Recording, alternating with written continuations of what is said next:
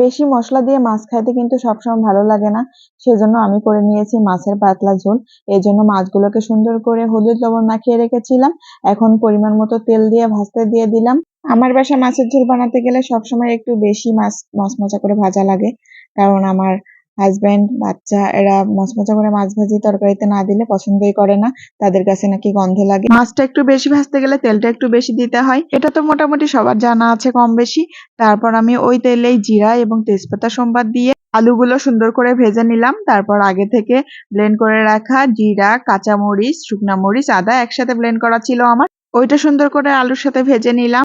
এর সাথে সাথে কিন্তু আমি হলুদ লবণ পরিমাণ মতো দিয়ে দিয়েছি।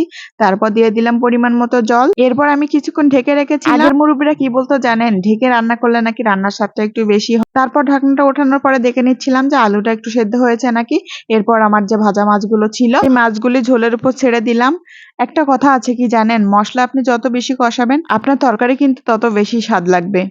বেশিরভাগ রান্নায় বড় মাছে মশলা বেশি ব্যবহার করা, তবে গরমে কিন্তু বেশি মশলাদার খাওয়া আমাদের উচিত নয়। ভাজা মাছটা দেওয়ার পরে কিন্তু আমি আরেকটু ফুটিয়ে নেব ঝোলটা। মাছের ঝোলটা একটু বেশি ফুটে উঠলে অনেকে কাঁচামরিচ দিয়ে নামিয়ে নেয়, কিন্তু আমি এখানে একটু মশলা ব্যবহার করব। যে কোনো মাছের ঝোলে কিন্তু আপনি জিরা ভেজে তারপর সেটা ব্লেন্ড করে দিতে পারেন, সেটা কিন্তু অন্যরকম একটা ফ্লেভার আসে। আমি এই টেলে রাখা জিরার গুঁড়াটা কিন্তু সবসময় ইউজ করি। আপনি একবার হলেও বাসায় এই মাছের ঝোলটা ট্রাই করতে পারেন।